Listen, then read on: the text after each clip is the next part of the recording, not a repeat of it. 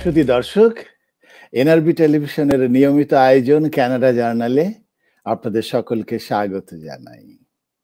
আপনারা জানেন, কানাডা জার্নালে আমরা সবসময় চেষ্টা করে থাকি কানাডায় থাকা বাঙালিদের বিভিন্ন কর্মকাণ্ডকে তুলে ধরতে। কানাডায় বাঙালিরা যে সকল সামাজিক, সাংস্কৃতিক, সাংগঠনিক, রাজনৈতিক, ধর্মীয় ইত্যাদি কর্মকাণ্ড করে থাকেন, সেগুলোকে আমরা কানাডা জার্নালে উপস্থাপন করার চেষ্টা করি। কানাডায় থাকা কৃতি বাঙালিদের কীর্তিগুলোকে আমরা তুলে ধরতে চাই। সুধী দর্শক, কানাডা জার্নালের আজকের প্রতিপাদ্য একটু ভিন্ন রকমের। আপনারা সবাই জানেন, গত 100 বছরের আধুনিক কবিতার ইতিহাসে, ইংরেজি কবিতার ইতিহাসে, বিশ্ব কবিতার ইতিহাসে সবচেয়ে গুরুত্বপূর্ণ যে ব্যক্তি, তিনি টি.এস. এলিয়ট। তিনি কবি, সমালোচক, তাত্ত্বিক, নাট্যকার, গদ্যকার এবং আরো বহুবিধ পরিচয়ে তিনি ভূষিত। টি.এস. এলিয়টের জন্মদিন ছিল গত 26শে সেপ্টেম্বর। তার জন্মদিনকে মনে রেখে কানাডা জার্নালের আজকের আয়োজন টি.এস. এলিয়টের প্রভাব। আমরা জানি, গত 100 বছরের আধুনিক বাংলা কবিতার ইতিহাসে টি.এস. এলিয়ট সবচেয়ে বেশি প্রভাব ফেলেছিলেন। সকল কবি কম বেশি তার দ্বারা মোহিত হয়েছেন, প্রভাবিত হয়েছেন। আমরা টি.এস. এলিয়টকে নিয়ে আজকের আয়োজনে পেয়েছি 4 জন বিশিষ্ট লেখক, চিন্তক, গবেষক। এই 4 অতিথির সাথে এখন আপনাদের সবাইকে পরিচয় করিয়ে দেব। আজকে আমাদের সাথে যুক্ত হয়েছেন বিশিষ্ট প্রাবন্ধিক, কবি, অনুবাদক ডক্টর গৌরাঙ্গ মহান্ত। আমি সবাইকে শুভকামনা জ্ঞাপন করছি। অনেক ধন্যবাদ। সবাই ভালো থাকবেন। অনেক ধন্যবাদ আপনাকে। শুধু দর্শক, আপনারা জানেন, গৌরাঙ্গ মহন্ত অন্ততপক্ষে 8টি গ্রন্থ প্রকাশ করেছেন। তবে তার যে গ্রন্থটি সবচেয়ে বেশি আলোড়ন তুলেছে, সেটি হচ্ছে ঝলকে ওঠা স্বপ্নডাঙ্গা। সেটি চীনা কবিতার অনুবাদ। 2016 সালে প্রকাশিত হয়েছিল সে গ্রন্থ, এবং বলা যায় যে চীনের প্রাচীন সময়ের কবিতার এমন একটি সংকলন আমরা এবারই তার কাছ থেকে প্রথম পেলাম। বলে রাখা যেতে পারে, রবার্ট ফ্রস্টকে নিয়ে তিনি ইংরেজিতে একটি গ্রন্থ প্রকাশ করেছেন। আর তার অন্য আরো একটি যে পরিচয়, তিনি বাংলাদেশ সরকারের অতিরিক্ত সচিব হিসেবে কর্মরত আছেন। ডক্টর গৌরাঙ্গ মহান্ত, আপনাকে স্বাগত জানাই। ধন্যবাদ। শুধু দর্শক, আমাদের সাথে টরন্টো থেকে যুক্ত হয়েছেন বিশিষ্ট গবেষক ও প্রাবন্ধিক সুজিত কুসুম পাল। শুভ সন্ধ্যা এবং সুপ্রভাত। আপনারা সবাই জানেন, সুজিত কুসুম পাল টরন্টোতে সম্পাদক হিসেবে বিশেষ নজর কেড়ে আছেন গত প্রায় 2 দশক ধরে। 2016 সালে আমাদের সাহিত্য সংগঠন বেঙ্গলি লিটারারি রিসোর্স সেন্টার থেকে প্রকাশিত হয়েছিল তার গবেষণা গ্রন্থ, নন্দিত গ্রন্থ ইয়েটসের কবিতায় নারী ও নিকুঞ্জ। সুজিত কুসুম পাল, আপনাকে স্বাগত। ধন্যবাদ। শুধু দর্শক, আমাদের সাথে আরো যুক্ত হয়েছেন ঢাকা থেকে বিশিষ্ট লেখক, পুরস্কারপ্রাপ্ত লেখক ফয়জুল ইসলাম সুমন। সবাইকে অজস্র ধন্যবাদ এবং শুভেচ্ছা। আমাকে এনআরবি টিভিতে কিছু কথা বলার জন্য সবাইকে আবারও শুভেচ্ছা জানাচ্ছি। ফয়জুল ইসলাম সুমন তার প্রথম গ্রন্থ প্রকাশিত হয়েছিল 1998 সালে। সেটির নাম ছিল নক্ষত্রের ঘোড়া। তিনি এ পর্যন্ত 5টি গল্প গ্রন্থ এবং একটি উপন্যাস প্রকাশ করেছেন। তার গল্প গ্রন্থ খোয়াজ খিজিরের সিন্দুক 2017 সালে গ্রন্থটি প্রকাশিত হয়েছিল 2016-তে। 2017 সালে সেটি প্রথম আলো বর্ষসেরা গ্রন্থ হিসেবে স্বীকৃতি লাভ করে। এটি অত্যন্ত আনন্দের। গত বছর তার প্রথম উপন্যাস বয়েজ স্কুল ব্যান্ড প্রকাশিত হয়। ফয়জুল ইসলাম সুমনের আরো একটি যে পরিচয়, তিনি বাংলাদেশ সরকারের যুগ্ম সচিব হিসেবে কর্মরত আছেন। ফয়জুল, আপনাকে স্বাগত জানাই। অনেক ধন্যবাদ আপনাকে। শুধু দর্শক, আমাদের সাথে আরো যুক্ত হওয়ার কথা রয়েছে লেখক জাহানারা পারভিনের। আমাদের মনে হচ্ছে যে অন্য কোনো জটিলতায় তিনি যুক্ত হতে পারেননি। তিনি যখন যুক্ত হতে পারবেন তখন তাকে আমরা পরিচিত করাবো এবং তাকে আমাদের সাথে সম্পৃক্ত করে নেব। আমরা একটু একটু করে টি.এস. এলিয়টের আলোচনার ভেতরে ঢুকে যাব। প্রথমে আমরা একটু বুঝে নিতে চাই যে টি.এস. এলিয়ট, যিনি ইংরেজি ভাষায় লিখেছেন, তিনি আসলে কি লিখেছেন, কেমন লিখেছেন, তার লেখা কেন এত বেশি করে সারা পৃথিবী জুড়ে সাহিত্য মোদীদের কাছে এমন করে আদৃত হয়েছে, এবং সেই জানার কাজ শুরু করতে আমি প্রথমে একটু ডক্টর গৌরাঙ্গ মহন্তের কাছে আসব। আমি জানি যে আপনি ইংরেজি সাহিত্যের ছাত্র ছিলেন এবং এরপর এই দীর্ঘ সময় ধরে আপনি যেমন ইংরেজি সাহিত্য পড়েন, একই সাথে ইংরেজি সাহিত্যকে নিয়ে অনুবাদ, তা নিয়ে পড়াশুনো, তা নিয়ে লেখালেখি, গবেষণা সব চালিয়ে যাচ্ছেন। যদি খুব ছোট করে আপনাকে একটি উত্তর দিতে বলি, তাহলে প্রশ্নটি হচ্ছে এমন যে টি.এস. এলিয়টকে নিয়ে আপনার চূড়ান্ত মূল্যায়ন কি? অশেষ ধন্যবাদ। 132 বছর পূর্বে টি.এস. এলিয়ট ভূমিষ্ঠ হন। হার্ভার্ড বিশ্ববিদ্যালয়ে দর্শন শাস্ত্র অধ্যয়নকালে বোদলেয়ারের কাব্যের আস্বাদ গ্রহণ করেন এবং তিনি ফরাসি সাহিত্যিকদের দ্বারা প্রবলভাবে প্রভাবিত হন। জুল লাফর্ক, ট্রিস্টান করবিয়েরে তাকে সঞ্জীবিত করে তোলে। পণ্ডিত প্রবর এজরা পাউন্ডের বিস্ময়কর আনুকূল্য তিনি লাভ করেন তার কবিতা চর্চাকালে, এবং আমার কাছে মনে হয়েছে যে বিশ্বের ঋদ্ধ সংস্কৃতি চর্চার তিনি সুযোগ পেয়েছিলেন। এবং আরেকটি দিক যেটি আমি মনে করি যে খুব প্রাসঙ্গিক, সেটি হলো যে তিনি প্রাতিশ্বিক অবলোকন শক্তিকে পূর্ণরূপে ব্যবহার করতে পেরেছিলেন এবং গত শতকের দ্বিতীয় দশক থেকে শতকের প্রায় শেষাবধি পর্যন্ত অ্যাংলো আমেরিকান কালচারকে তিনি প্রভাবিত করেছেন।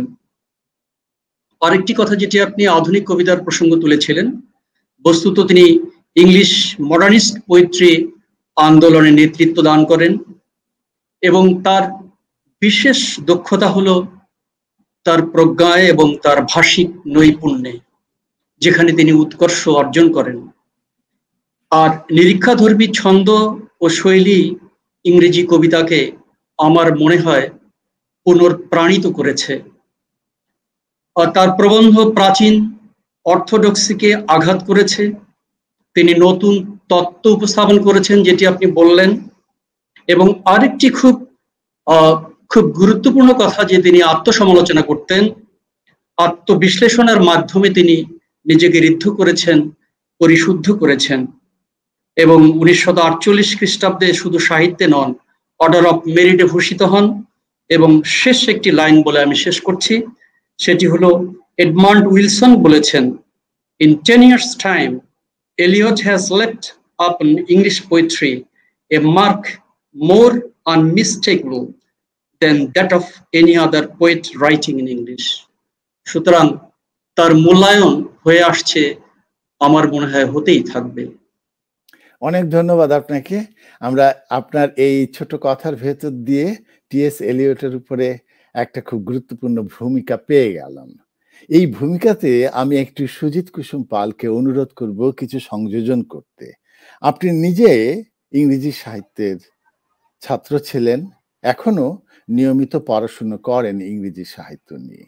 যদি আমি বলি যে সামগ্রিক যে ইংরেজি সাহিত্য, আমি এই কথাটি এই জন্য বলছি, ধরুন আজকে তো আমরা অন্য কোনো ইংরেজি সাহিত্যের মানুষকে নিয়ে, কবি সাহিত্যিককে নিয়ে অনুষ্ঠান করলাম না, আমরা টি.এস. এলিয়টকে নিয়ে করছি।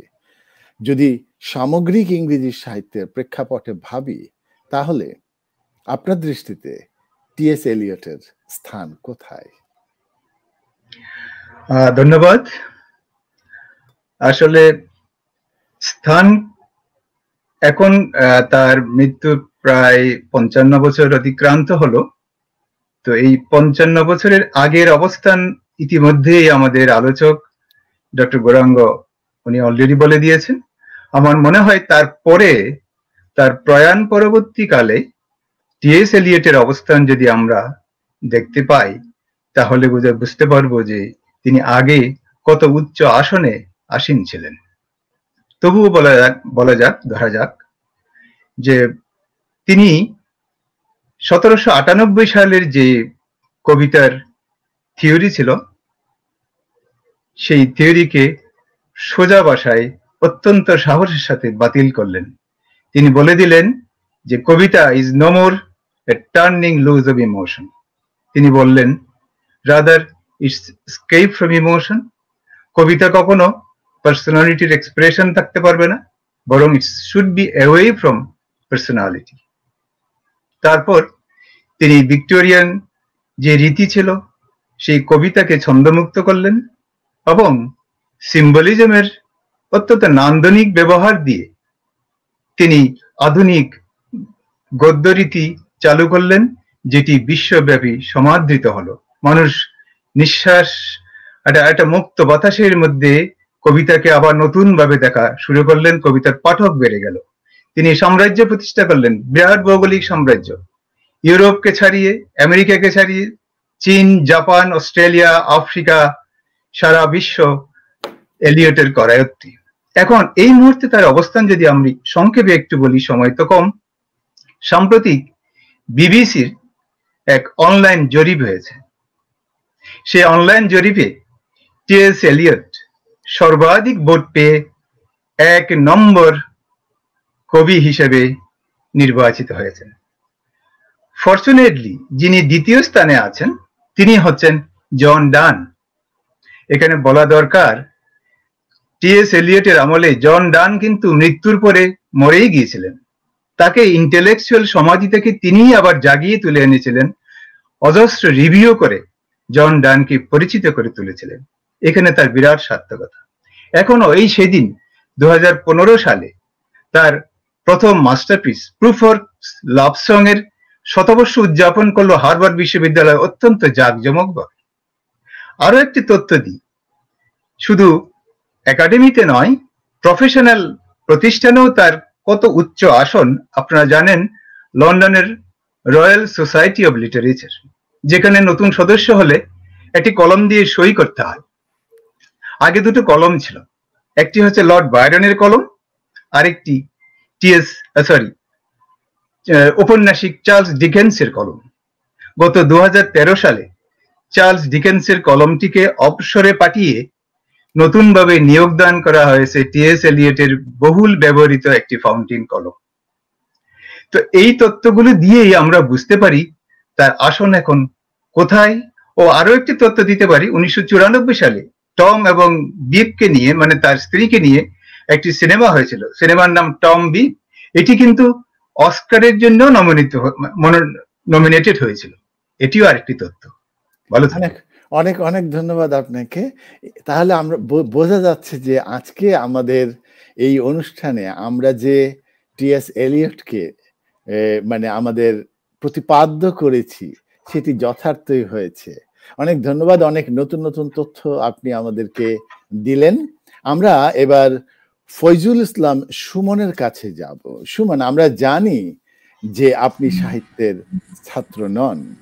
আমাদের বাকি দুই অতিথি তারা সাহিত্যের ছাত্র ছিলেন, কিন্তু আপনি নন।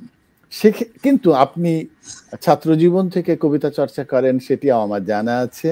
এবং তারপরে গত 20 বছর ধরে প্রায় আপনি যথেষ্ট সাহিত্য কাজ করছেন। এখন এই যে সাহিত্যের ছাত্র না হয়েও আপনি আজকে টি.এস. এলিয়ট নিয়ে এসেছেন আমাদের সাথে। যদি প্রশ্ন করি, টি.এস. এলিয়ট কেমন পড়া হলো? আমার ধন্যবাদ। আমি পলাতে বলতে চাই যে লিরিক্যাল ব্যালান্স এর কথা আপনার নিশ্চয়ই মনে আছে। সেখানে যে প্রিফেসটা ছিল সেখানে উইলিয়াম ওয়ার্ডসওয়ার্থ আসলে রোমান্টিক এরার একটা সূচনার কথা বলেছিলেন এবং উনি বলেছিলেন যে এটা spontaneous overflow of powerful feelings. ঠিক তাই। এই জিনিসটা আমরা কোনোদিনও ভুলিনি ওয়ার্ডসওয়ার্থের এই শব্দটা। এখানে অর্থ যেটা তিনি যেটা বলতে চেয়েছিলেন যে একজন কবি তার মেডিটেটিভ স্টেজে, কবি না একজন পার্সন, তার মেডিটেটিভ স্টেজে বিভিন্ন ফিলিং এবং ইমোশন তখন তার ভিতরে আসে এবং সেখান থেকে তিনি তার ফিলিং এবং ইমোশনকে ট্রান্সলেট করেন কবিতাতে। অর্থাৎ এখানে অনুমান করে নেওয়া হচ্ছে যে একজন কবি আসলে হাইয়েস্ট গ্রেডের একজন হিউম্যান বিইং, মানে যার কোনো রকম ভুল চুক কিছু হবে না এবং সে ঠিকঠাক মানুষের কাছে প্রকৃতির বিভিন্ন অবজেক্ট এবং পার্সন থেকে আসা যে ইমোশন সেটাকে ট্রান্সলেট করতে পারবেন। এটা 1800 সালের কথা। এবং তারপরে আমরা দেখি যে 1919 সালে এর বিরোধিতা করছেন টি.এস. এলিয়ট তার বিখ্যাত প্রবন্ধ ট্র্যাডিশন অ্যান্ড ইন্ডিভিজুয়াল ট্যালেন্ট। এখানে তিনি বলছেন যে ওয়ার্ডসওয়ার্থ যে কথাটা বলেছেন এটা আসলে ঠিক নয়।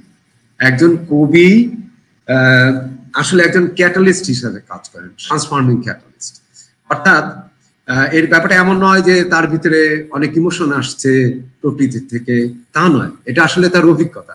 তার অভিজ্ঞতাই তাকে সামনের দিকে এগিয়ে দেয়। যেই অভিজ্ঞতাটা তিনি দেখছেন সেটা তিনি ছেঁকে নিয়ে তারপরে সেটাকে ক্যাটালিস্ট হিসাবে পাঠকের সামনে উপস্থাপনা করেন।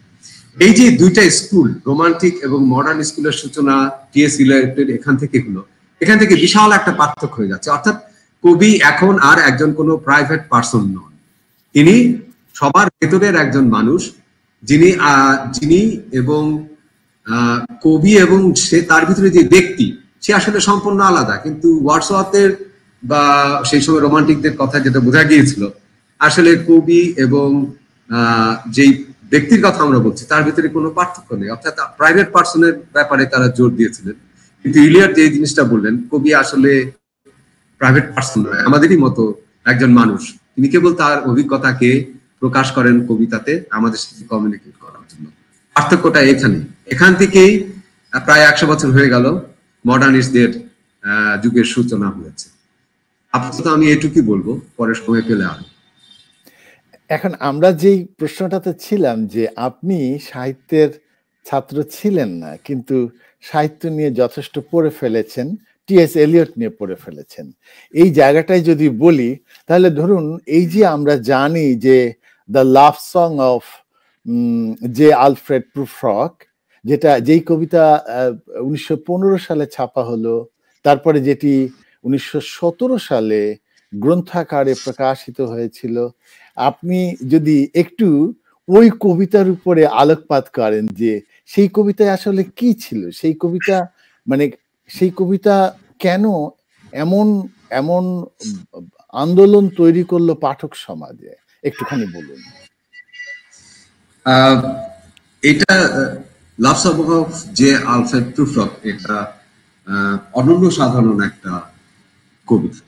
এটা আমাদের সবাইকে মানতে হবে। এটা মডার্নিস্ট যুগের শুরু করে। এটা এই শতকের পয়লা দিকে প্রথমে লেখা হয়েছিল এবং সেটা টি.এস. এলিয়ট যখন হার্ভার্ডে পড়তেন তখন হার্ভার্ড অ্যাডভোকেটে এটা কিছু একটা অংশ ছাপা হয়। পরে তো আমরা জানি যে পোয়েট্রিতে যখন লন্ডনে মুভ করেন তখন এই কবিতাটি প্রকাশিত হয়, পরে এটা বই আকারেও হয়, এটাও আমরা সবাই জানি।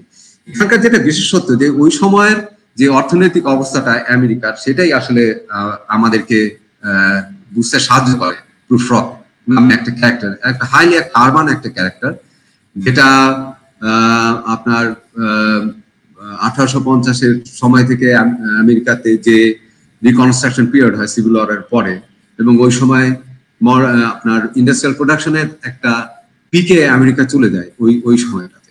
তো স্বাভাবিকভাবে অনেক মানুষ আপনার মাইগ্রেট করে রুরাল টু আরবান এরিয়াস, এবং সেখানে আরবান এরিয়াতে মানুষজনের যে দুঃখ কষ্ট সেই জিনিসটা তখন ফুটে উঠতে থাকে, যে জিনিসটা আগে বোঝা যায়নি রুরাল সেটিং। তো ইলিয়ট হচ্ছেন এমন একজন আরবান নায়ক যিনি আসলে এইজ অফ ডিকেডেন্সের মানুষ, যিনি আসলে নানানভাবে আরবানাইজড আনএমপ্লয়মেন্ট, আপনার ইনকাম ডিসপ্যারিটি, এই সমস্ত কিছু শিকার হচ্ছে। তো এই একজন মানুষকে ঐতিহাসিকভাবে ইলিয়টের দক্ষতাটা এখানে, যে ঐতিহাসিকভাবে তাকে চিত্রায়ন করতে গেলে কি করতে হবে, সেটা কি আপনি রোমান্টিকদের খুব সিম্পল, খুবই সহজ সরল ভাষাতে আপনি কি তাকে প্রকাশ করতে পারবেন? না, পারবেন না। অর্থাৎ তাকে প্রকাশ করতে গেলে আপনার নিজস্ব একটা কাঠামো নির্মাণ করতে হবে, নিজস্ব একটা ভাষা নির্মাণ করতে হবে। ইলিয়ট আসলে সেই কাজটাই করেছিলেন, এবং যুগের প্রয়োজনে আমি এই জিনিসটা বলবো, এটা আসলে the reality dictated him to find a new structure and language to speak about prufrock. তো যে কারণে প্রুফরক এই কবিতাটিতে আমরা দেখি যে এটা কনভেনশনাল সমস্ত রকম স্ট্রাকচার ভেঙে দিয়েছে রোমান্টিকদের তুলনাতে। শুধু তাই নয়, ল্যাঙ্গুয়েজটাও ডিফারেন্ট, এত হন্টিং, এটা ভাবা যায় না। আর কবিতার শৈলীর ভিতরে এমন নতুন সবকিছু টি.এস. ইলিয়ট নিয়ে এলেন, যেটার একটা তালিকাও করা যেতে পারে, যে এটা পয়লাতে ফ্রি ভার্সে লেখা একটা কবিতা, যে জিনিসটা আমেরিকাতে ওয়াল্ট হুইটম্যানের হাতে সূচনা হয়েছিল, এবং লং ভার্স, সেটা ওয়াল্ট হুইটম্যানের কৃতিত্ব বলে আমরা জানি। শব্দগুলো, বাক্যগুলো প্রায় খণ্ডিত হয়ে যাচ্ছে, নানান রকম ইমেজ আসছে, একটা ইমেজ থেকে আরেকটা ইমেজে খুব কুইকলি জাম্প করে চলে যাচ্ছেন লেখক।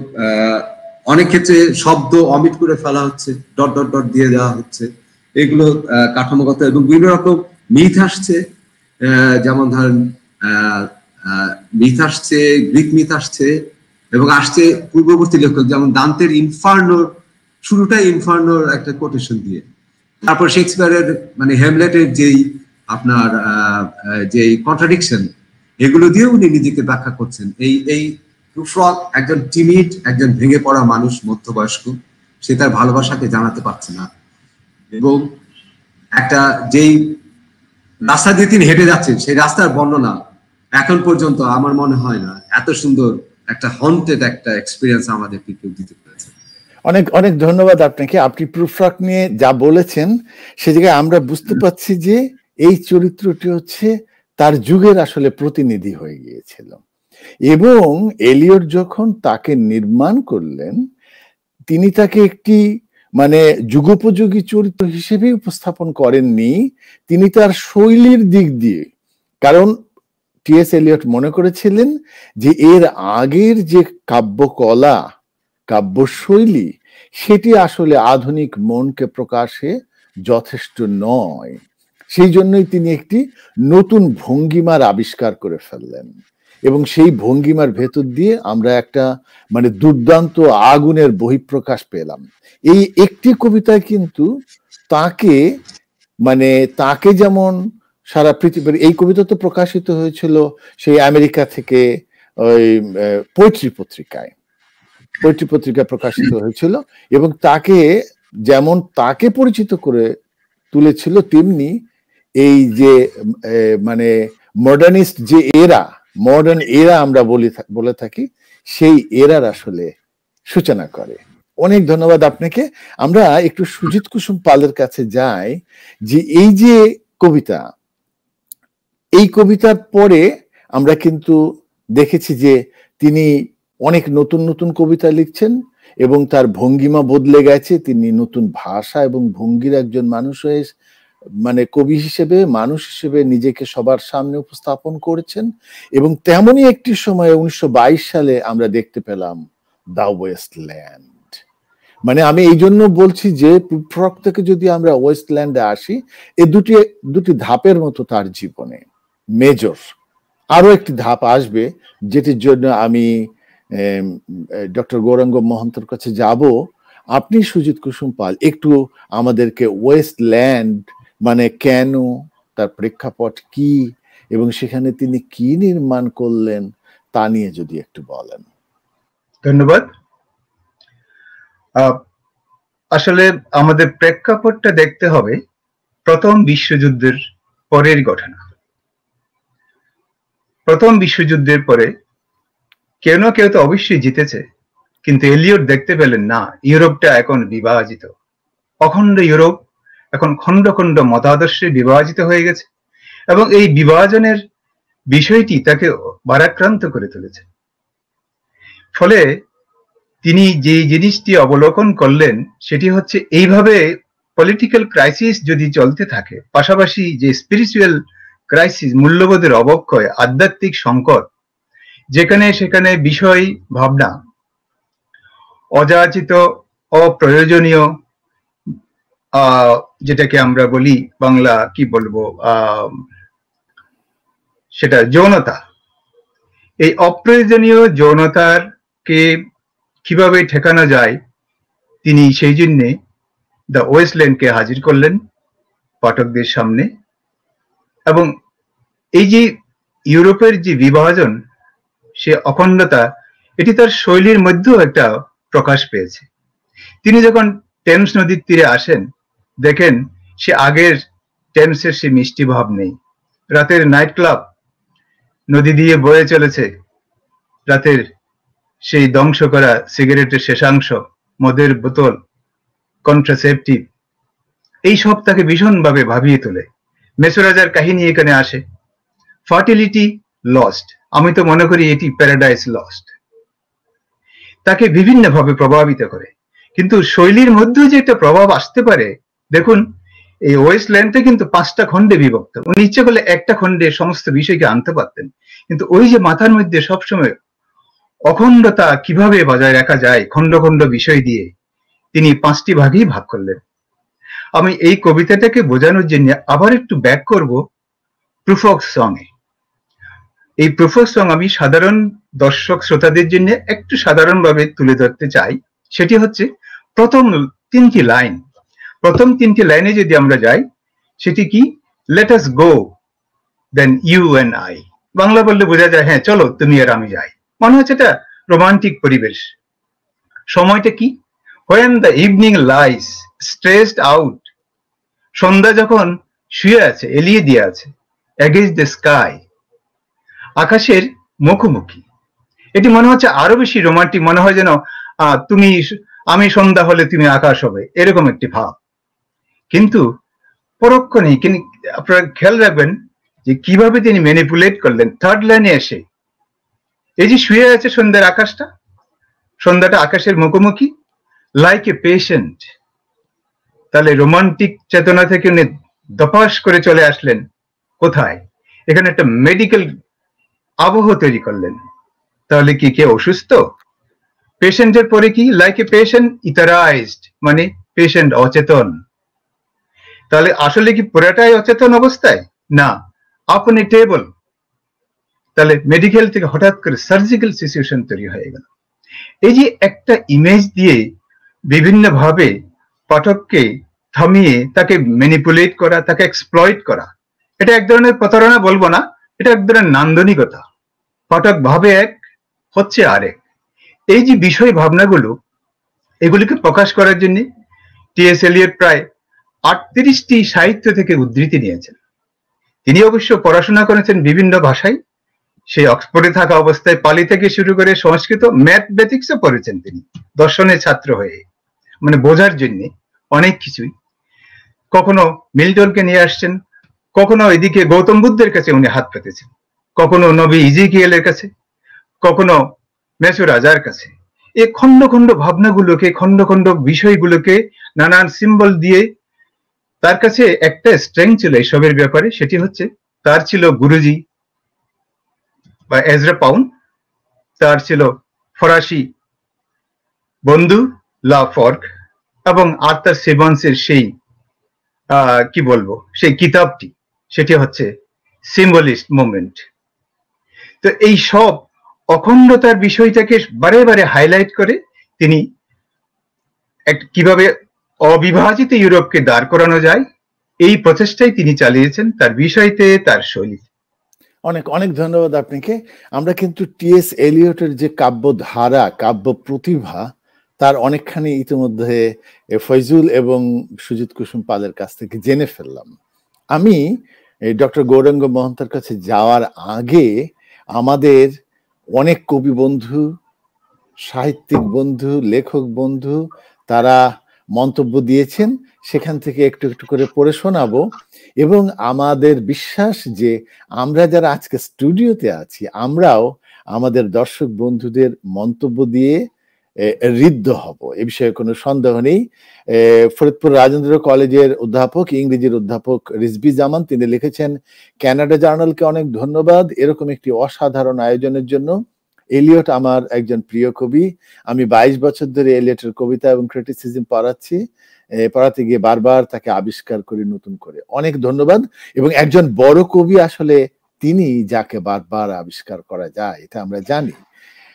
তারপরে রুমানা চৌধুরী, তিনি বলেছেন, welcome to the guests and hosts, excellent initiative with a very interesting subject.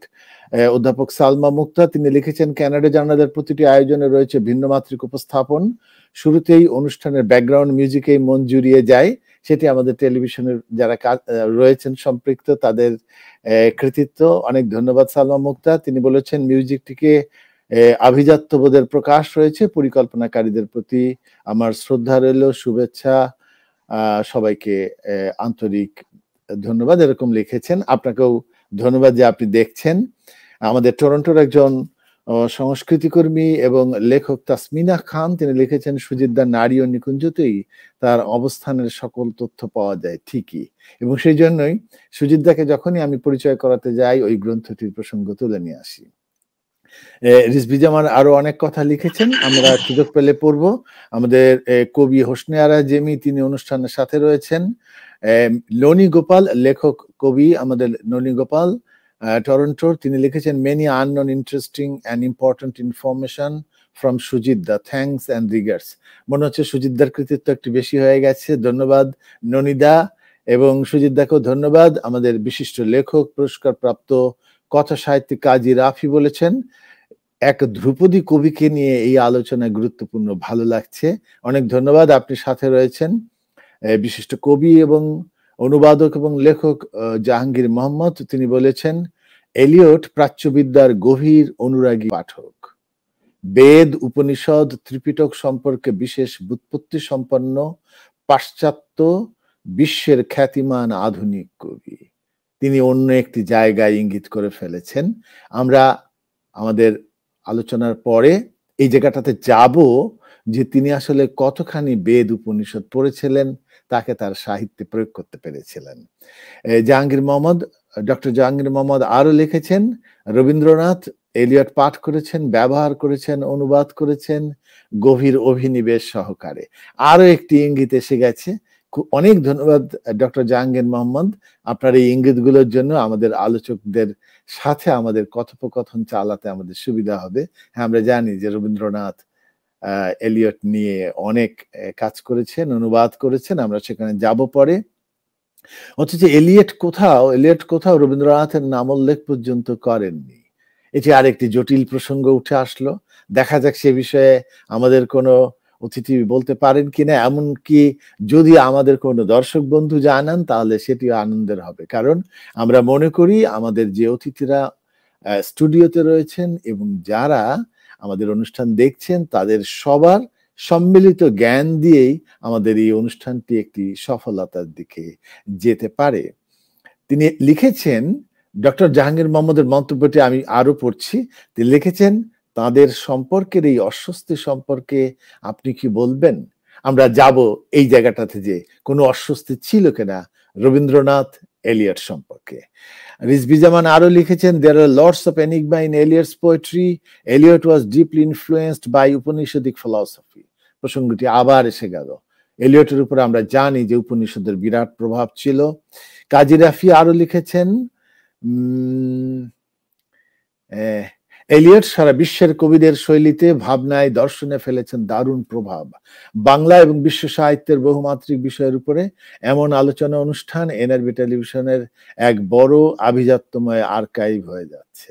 অনেক ধন্যবাদ কাজী রাফি, আপনার এই প্রশংসা আমাদের মাথায় থাকবে। সঞ্চালক সুব্রত কুমার দাসের জ্ঞানগর্ভ উপস্থাপনা এবং প্রশ্ন এই মাতৃকতাকে ঔজ্জ্বল্য দান করেছে। এটি তো উনি আমাকে পছন্দ করে এই প্রশংসা করেছেন, তারপরও তাকে ধন্যবাদ।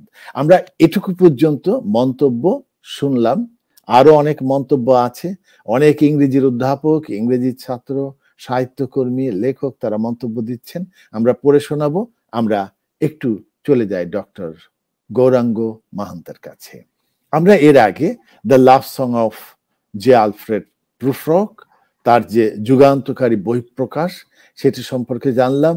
দ্য ওয়েস্টল্যান্ড সম্পর্কে জেনেছি, কিন্তু আমরা জানি যেটি আমাদের বাঙালি পাঠকের কাছে কম পরিচিত, বা পরিচিত কিন্তু প্রভাবের জায়গাতে যদি আমরা বলি তুলনায় যেটি কম, সেটি হচ্ছে দ্য ফোর কোয়ার্ট্রেটস। এমন একটি গ্রন্থ, এর যে পরিপ্রেক্ষিত, এর যে বিষয়, এর যে প্রভাব, তা নিয়ে আমি ডক্টর মহান্তের কাছে একটু জানতে চাই। অনেক ধন্যবাদ। আমি ফোর কোয়ার্টার্স সম্পর্কে বলবার আগে একটু ওয়েস্টল্যান্ডের দিকে তাকাতে চাই। দ্য ওয়েস্টল্যান্ড সম্পর্কে বলেছেন, আমার বিষয়টা হলো যে দ্য ওয়েস্টল্যান্ডের যে শেষ সেকশন আছে সেখানে বিশেষ করে এলিয়ট উপনিষদের কাছে চলে গিয়েছেন। ডক্টর মহান্ত, আমি একটু একটা জিনিস অনুরোধ করে রাখি, সেটা হচ্ছে উপনিষদ, এবং ওই জায়গাতে আমরা একটু পরে যাব। আমরা যদি হ্যাঁ, তাহলে আমাদের ভালো হবে। হ্যাঁ, না, ওইটার সঙ্গে আমি লিংক করব তো, কারণ ওখানে এই ভারতবর্ষের নৈসর্গ উপনিষদের প্রসঙ্গ যেভাবে এসছে সেটা আকস্মিক মনে হতে পারে পাঠকের কাছে, এবং সেই বিষয়টার সমন্বয়, যথাযথ সমন্বয় ঘটিয়েছেন ফোর কোয়ার্টার্স কাপে। সেই জন্য এই কথাটা বলা। এখানেই আমি শেষ করছি ওই দ্য ওয়েস্টল্যান্ডের প্রসঙ্গ। ফোর কোয়ার্টার্স মূলত দ্বিতীয় বিশ্বযুদ্ধ পর্বের একটি মাস্টারপিস, এবং এলিয়ট নিজেই সাক্ষাৎকার প্রদানকালে বলেছিলেন যে এই কাব্যটি একটা অভিনব কাব্য, এবং এ কাব্যের 4টা খণ্ড রয়েছে বা অংশ বলা যেতে পারে, ইংরেজিতে সেকশন। একটা হলো Burnt Norton, East Coker, the Dry Salvages ও লিটল গিডিং। এই 4টা খণ্ডে, প্রত্যেকটা খণ্ডে 5টি করে কবিতা আছে, ছোট ছোট।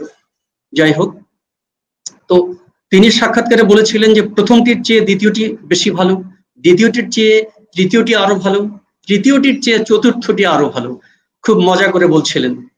এবং আমরা যখন এটার পাঠ নিই তখন আসলেই দেখা যায় যে একটা অভিনব কাব্য, যার প্রভাব আপনি যেমন বললেন যে আসলে খুব কম পড়েছে, বিশেষ করে বাঙালি লেখকের উপরে, বা আমাদের যারা পাঠক রয়েছেন তারাও এটি তেমন একটা পড়েছেন বলে আমার মনে হয় না। কারণ আমি যত আলোচনা পড়ি এই ফোর কোয়ার্টার্স এর কথা তেমন দেখি না। তো এই ফোর কোয়ার্টার্স তিনি কিন্তু একবারই প্রকাশ করেছেন তা নয়, 1936 থেকে শুরু করে 1942 কাল পরিসরে তিনি এটা লিখেছেন, এই বিভিন্ন খণ্ডগুলো। কিন্তু একটা কাব্যে প্রকাশিত হয় 1943 খ্রিস্টাব্দে। আর এ কাব্যের কথাবস্তু হলো মূলত কাল এবং অখণ্ড কালের অনুত্থান। অখণ্ড কাল বলতে আমি ইটার্নিটি বোঝাচ্ছি, টাইম অ্যান্ড ইটার্নিটি। ইতিহাসের প্রকৃতি, আত্মিক পুনর্জাগরণ এবং খ্রিস্টীয় বিশ্বাসের সাথে শ্রীকৃষ্ণের আদর্শ ভাষ্য হয়ে উঠেছে বলে আমরা দেখছি। মানে এখানে তিনি শ্রীকৃষ্ণকে নিয়ে আসছেন এবং একই সাথে খ্রিস্টীয় বিশ্বাসকে যুক্ত রাখছেন। আর তিনি বলছেন যে এই যে কাল, আমরা সাধারণত প্রেজেন্ট, পাস্ট, ফিউচারকে জানি। তিনি বলছেন এই ত্রিকালের মধ্যে বর্তমান কালেরই গুরুত্ব বেশি। তার ভাষায় আমি একটু পড়ে শোনাচ্ছি। Time past and time future, what might have been and what has been, point to one end which is always present. মানে এই প্রেজেন্টের মধ্যেই যেন পাস্ট রয়েছে, প্রেজেন্টের মধ্যেই যেন ফিউচার রয়েছে। আমি খ্রিস্টীয় বিশ্বাসের কথা বললাম, তিনি সেন্ট অগাস্টিনের দর্শন পড়েছেন এবং তার সারাৎসার এ কাব্যে গ্রহণ করেছেন।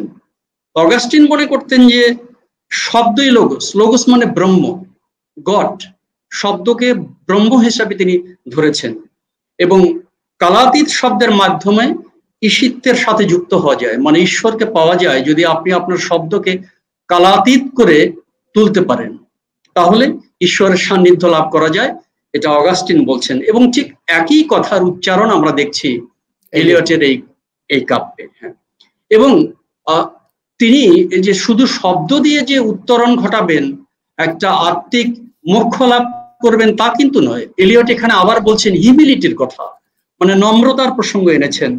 তার ভাষায়, the only wisdom we can hope to acquire is the wisdom of humility. Humility is endless. মানে বিনম্রতা বা নম্রতা মানুষের এমন একটা গুণ যা আপনাকে মৃত্যুঞ্জয়ী করে তোলে। সুতরাং এই অসাধারণ বাক্যাবলী আমরা একমাত্র তার 4 কোয়ার্টার্স কাব্যেই পাই। এবং শেষ দিকে শ্রীকৃষ্ণের তিনি নিষ্কাম সাধনা বা নিষ্কাম কর্মের কথা বলেছেন। আপনি জানেন গীতায় সকাম এবং নিষ্কাম কর্ম সাধনার কথা বলা হয়েছে। এলিয়ট কিন্তু এই নিষ্কাম কর্ম সাধনাকে স্বাগত জানিয়েছেন এবং অসাধারণ কিছু বাক্য তিনি উচ্চারণ করেছেন। আমি পাঠ করে শোনাই সবার জন্য। While time is withdrawn, consider the future and the past with an equal mind. মানে পাস্টকে ফিউচারকে ইকুয়াল মাইন্ড দিয়ে বোঝবার জন্য তিনি বলছেন। And do not think of the fruit of action. এই ফ্রুট অফ অ্যাকশনটাই গীতায় রয়েছে, মানে ফলের আশা করা যাবে না, ফলাকাঙ্ক্ষার দিকে তাকিয়ে থাকা যাবে না। এবং শেষ লাইনটি হলো ফেয়ার ফরওয়ার্ড, এগিয়ে যাও, অগ্রসর হও। এই ফেয়ার ফরওয়ার্ড যখন আমি পড়ি তখন আমার কাছে মনে হয়েছে সেই উপনিষদের বাণী, চড়েই বেটি, এগিয়ে যাও, এগিয়ে যাও। এই যে অসাধারণ কথা যা আমাদেরকে উদ্বোধিত করে, আমাদেরকে সঞ্জীবিত করে, এই কথা কিন্তু এলিয়ট অন্য কোথাও বলেননি। এবং এর স্ফুরণ আমরা বাংলা সাহিত্যে বা বাংলা লেখককে মোহিত করবার ব্যাপারে, মোহিত শব্দ আপনার কাছ থেকে আমি নিচ্ছি, আপনি প্রথমে এই কথাটা বলেছেন। আমার মনে হয় যে কোনো বাঙালি কবিকে ঠিক তেমন করে যেভাবে ওয়েস্টল্যান্ড বা প্রুফ্রগ মোহিত করেছে, মুগ্ধ করেছে, প্রভাবিত করেছে, 4 কোয়ার্টার্স করেনি। অথচ এলিয়টের ভাষায় সবচেয়ে বড় বিখ্যাত বা প্রভাবশালী কবিতা হলো তার 4 কোয়ার্টার্স। আমি মনে হয় আমি যদি এই জায়গাটায় না, আমি এই জায়গাটায় আরেকটু বলা যায়, আমি আপনাকে আরেকটু প্রশ্ন করি। আচ্ছা, বলুন। আমাদের বাঙালি কবি সাহিত্যিকরা তারা যখন আসলে ওই দ্য লাভ সং অফ প্রুফ্রগ প্রথম পড়লেন, ওই যে একটা ধাক্কা হলো, এটা কিন্তু বাঙালি মানে কাব্যকর্মীদের জন্য একটি ধাক্কা হয়েছে। ওই ধাক্কাকে আত্মস্থ করতে করতে তারপরে ওয়েস্টল্যান্ডকে একটু গ্রহণ করে হজম করতে করতে তারা আর 4 কোয়ার্টার্স পর্যন্ত পৌঁছতে পারেননি। হ্যাঁ, আমার মাঝে মাঝে মনে হয় যে ব্যাপারটি কি এমন হয়েছিল। এটি ভালো কথা। এবং এলিয়টের যদি আপনি 4 কোয়ার্টার্স না পড়েন তা সামগ্রিকভাবে তাকে জানা যাবে না। কারণ ওই বন্ধা জীবনের কথা, বন্ধা ভূমির কথা আমরা শুধু পড়ছি, এবং এই যে যৌনতার কথা, এবং আমরা প্রুফ্রগ জেনেছি, প্রুফ্রগের শেষে কিন্তু সাপ্রেসড লিবিডোর কথা রয়েছে, মানে যৌনতা দিয়েই ভরে গেছে। সে প্রুফ্রগ বলুন অথবা ওয়েস্টল্যান্ড বলুন, টাইরেসিয়াস সে কিন্তু যৌনতার বিষয় নিয়েই একদম কি বলা যায় নিমগ্ন একটি ক্যারেক্টার। কিন্তু এর থেকে মহা উত্তরণ ঘটে যাচ্ছে আপনার 4 কোয়ার্টার্সে, তার সন্ধান আমরা রাখিনি। এবং আমি মনে করি যে এই যে প্রথম আলোচিত যে কাব্যাবলী বা কাব্যগুলোর কথা আমরা জানলাম, তার সঙ্গে যদি এটাকে যুক্ত করা যায় তাহলে কাব্য সাধনার দিক থেকে তাকে সামগ্রিকভাবে চেনবার প্রয়াস পাওয়া যেতে পারে।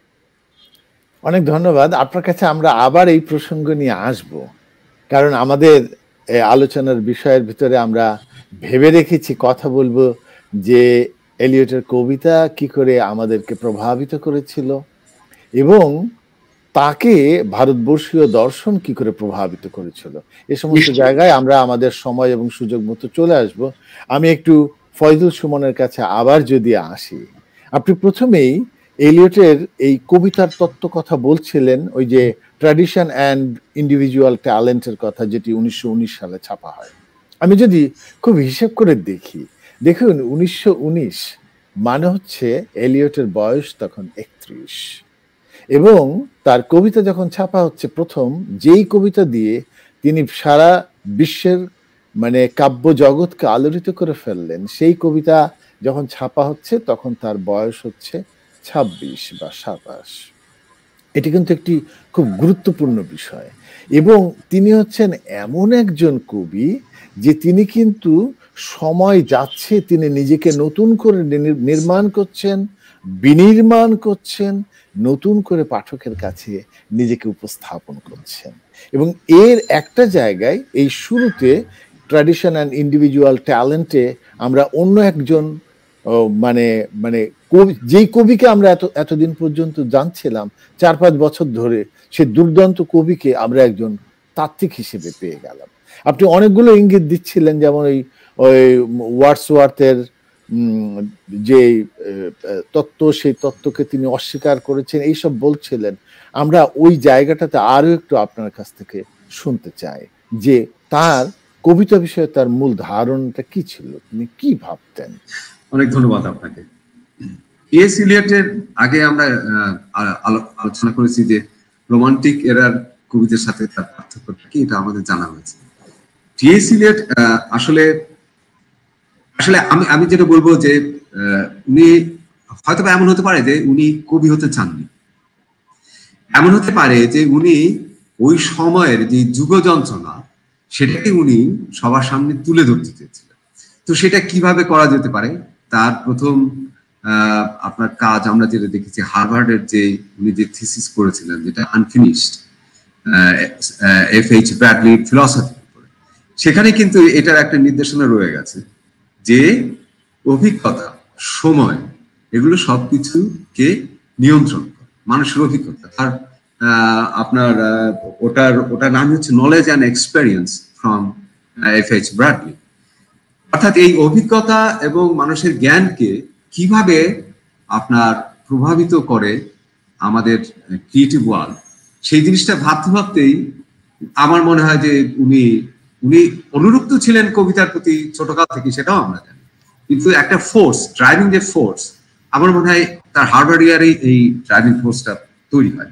He wanted to express himself, কিন্তু সময়টাকে কিন্তু কিভাবে করা হবে জন্য তিনি মাধ্যম হিসাবে যেমন কবিতা বেছে নিয়েছেন, তিনি প্রবন্ধ লিখেছেন, তিনি কিছু নাটকও লিখেছেন, এটাও খুবই ইন্টারেস্টিং। এবং তিনি ফিলসফির উপরে কাজ করেছেন এক্সটেন্সিভলি, যদিও সেগুলো প্রকাশিত হয়নি সবকিছু। অর্থাৎ আমি যে জিনিসটা বলবো যে যুগ যন্ত্রণা, এটা প্রকাশ করার জন্য তার কাছে কবিতা একটা চমৎকার মাধ্যম বলে মনে হয়েছে। এবং সেই কবিতাকে প্রকাশ করতে গেলে কি করতে হবে সেটা যখন তিনি ভাবতে বসেন, তখনই তিনি রোমান্টিকদের সমালোচনা করে নিজে একটা কাব্য কাঠামো তৈরি করেন এবং ভাষা তৈরি করেন। এই ভাষাটা কি, এই জিনিসটা খুবই ইন্টারেস্টিং যে আমাদের অ্যাংলো স্যাক্সন ট্র্যাডিশনের যে ভাষা, যে সেই সময় যেই মডার্ন ইংলিশ, যে জিনিসটা ইংলিশরা সাথে নিয়ে গিয়েছিল আমেরিকার ভূখণ্ডে, সেটাতে তিনি লিখতে পারতেন। সেটাতে না লিখে তিনি ভার্নাকুলার আমেরিকান তে লিখলেন। একটা ভাষা, নতুন একটা ভাষা তৈরি করতে হবে, বিকজ ওই সময় আমেরিকা একটা মেল্টিং পট, বিভিন্ন দেশ থেকে সেখানে মানুষজন যাচ্ছে এবং সেটেল ডাউন করছে ওই সময়টাতে। তো তাদের মুখে চলতে চলতে আমাদের যে ধ্রুপদ, যে ইংলিশ, মডার্ন ইংলিশ ভাষা, যেটা ইংল্যান্ডের ভাষা, সেই জিনিসটা আস্তে আস্তে পরিবর্তিত হয়ে যাচ্ছে। শুধু ভাষাই পরিবর্তিত হচ্ছে না, শব্দের যে কনোটেশন সেগুলো পরিবর্তিত হয়ে যাচ্ছে। ইলিয়ট চেয়েছিলেন এই সব নতুন শব্দ, এইসব কনোটেশন, এগুলোকে এক জায়গায় করবে। সেই জায়গায় করতে গিয়ে তার আপনার লাভ সং অফ যে আলফ্রেড প্রুফ্রক লেখা, ওয়েস্টল্যান্ড লেখা, ফোর কোয়ার্টারের ব্যাপারটা একটু আলাদা, সেটা নিয়ে এর ভিতরে আলোচনা হয়েছে।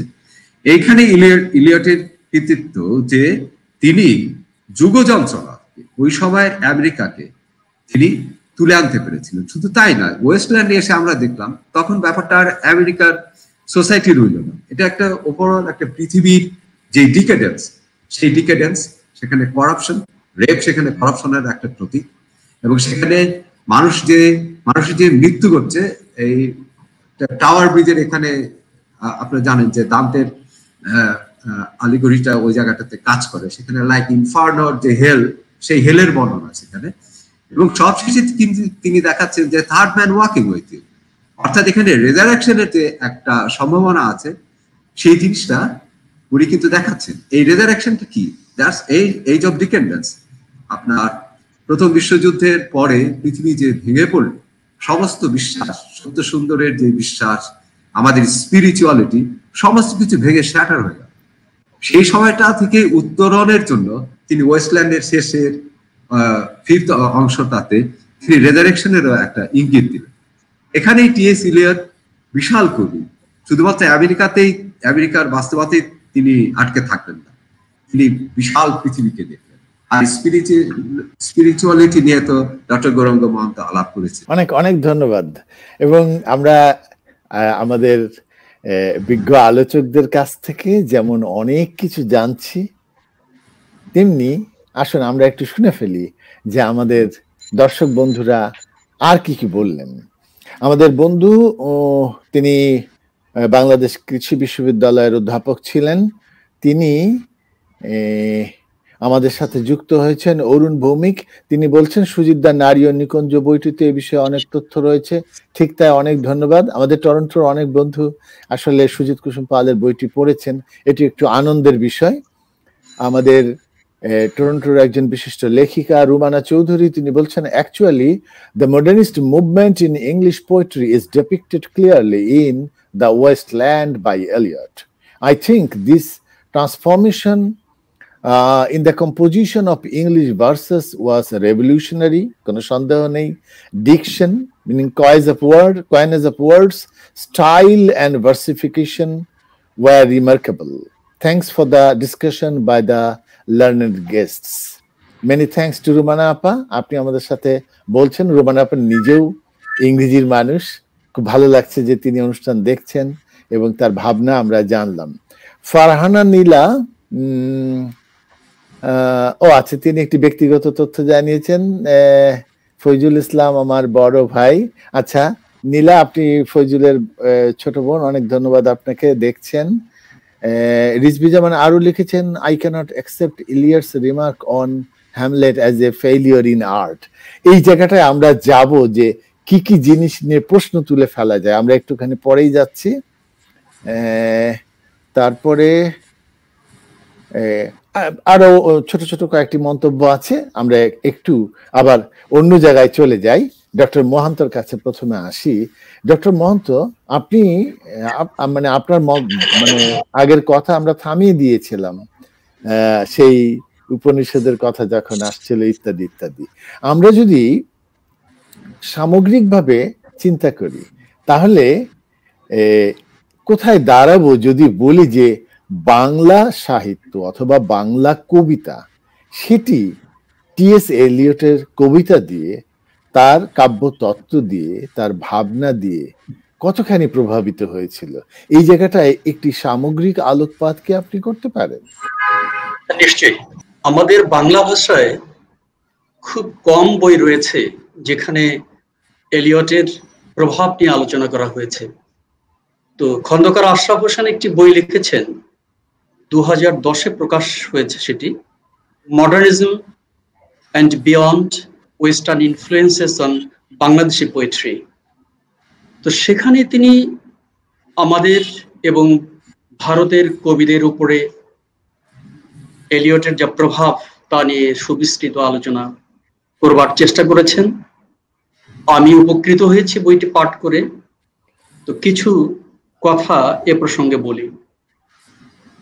সুধীন্দ্রনাথ দত্তের কথা দিয়েই শুরু করি, যে তিনি পরিচয় বলে একটি পত্রিকা সম্পাদনা করতেন। এর প্রথম সংখ্যাতেই কাব্যের মুক্তি প্রবন্ধ প্রকাশ করেন, যেখানে তিনি বলেছেন যে টি.এস. এলিয়টকে অনুসরণ করা দরকার তরুণ কবিদের। আমি একটুখানি প্রশ্ন করি যে এই প্রথম সংখ্যাটি কত সালে ছাপা হলো? পরিচয়ের প্রথম সংখ্যা? আচ্ছা, এটি ছাপা হলো আপনার আমি একটু পরে বলি, এটি এটি 1931 বা 32 এরকম হবে। আচ্ছা, তা যদি হয়ে থাকে তাহলে আমরা একটুখানি প্রশ্ন তুলি। এর আগে কিন্তু আমরা রবীন্দ্রনাথকে দেখেছি এলিয়ট দিয়ে প্রভাবিত হয়ে যেতে।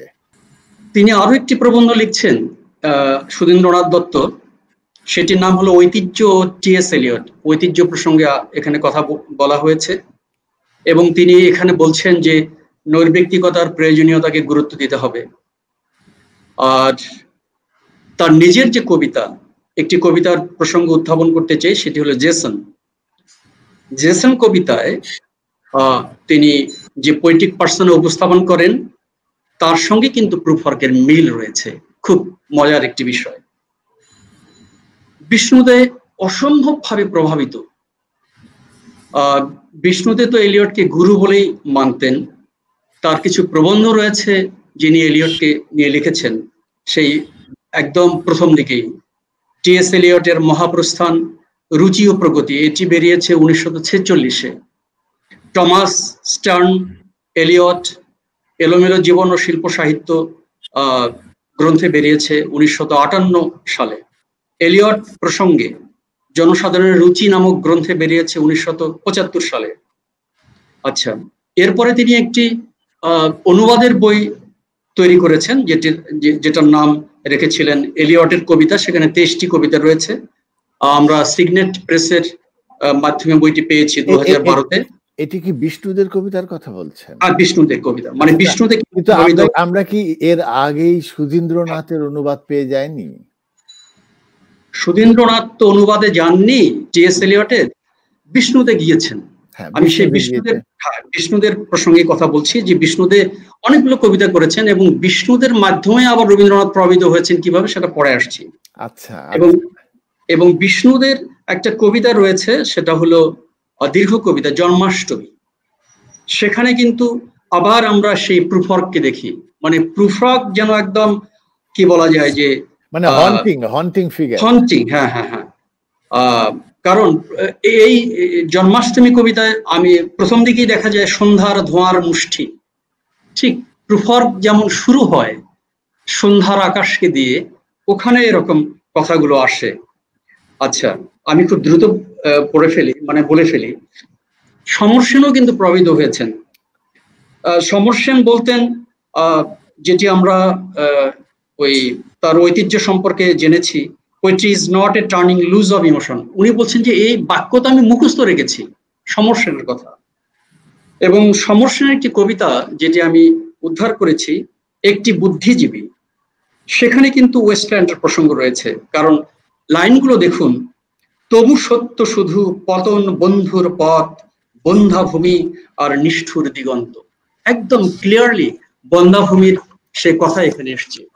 এবং একইভাবে আমরা যদি জীবনানন্দের দিকে তাকাই, সেই ওনার যে খুব বিখ্যাত প্রবন্ধ বা প্রবন্ধের বই কবিতার কথা, সেখানে তিনি এই ট্র্যাডিশন এবং ইন্ডিভিজুয়াল ট্যালেন্টের প্রসঙ্গে কথা বলছেন। কারণ তার ভাষায় তিনি বলছেন, কবিদের পশ্চাতে অনেক বিগত শতাব্দী ধরে তাদের সঙ্গে সঙ্গে আধুনিক জগতের নবনব কাব্য বিকিরণ তাদের সাহায্য করছে। অর্থাৎ এই যে ইতিহাসের যে চলমানতা যা কবিকে ঋদ্ধ করে, এই ইতিহাস কিন্তু মূলত সাহিত্যের ইতিহাস, লিটারারি হিস্ট্রি, যেটি বলছেন জীবনানন্দ তার আগেই কিন্তু বলে দিয়েছেন এলিয়ট। অর্থাৎ কিভাবে যুক্ত হচ্ছেন জীবনানন্দ। এবং জীবনানন্দের একটা খুব বিখ্যাত কবিতা ফুটপাতে, যেখানে তিনি এই এলিয়টকে নিয়ে আসছেন, মানে এলিয়টের যে নাগরিক অন্তঃসার শূন্যতা বা পুরজমির যে চেতনা, সেটি ভাস্বর হয়েছে তার এই ফুটপাতে কবিতা। আমি দু একটি লাইন পড়ে শোনাচ্ছি। অনেক রাত হয়েছে, অনেক গভীর রাত হয়েছে, কলকাতার ফুটপাত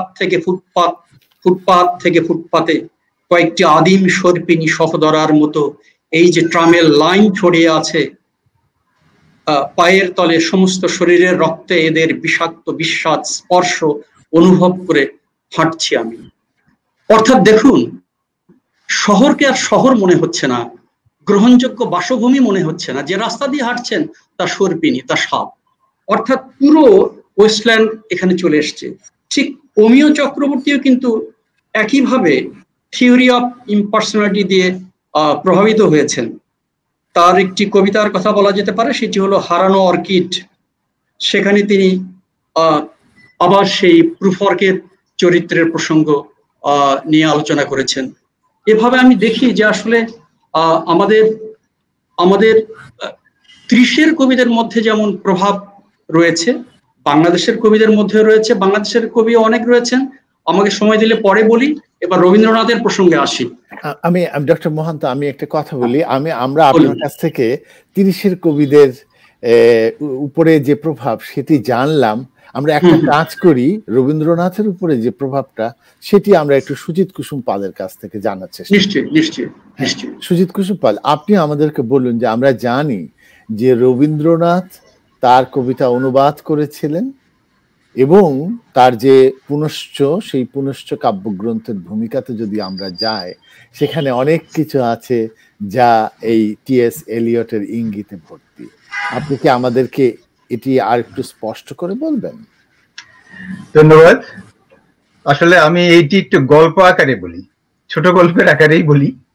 রবীন্দ্রনাথ কিভাবে টি.এস. এলিয়টকে ভালোবাসলেন। আসলে তিনি তাকে পছন্দ করতেন না, প্রথম দিকে তার নামেই শুনতে পারতেন না।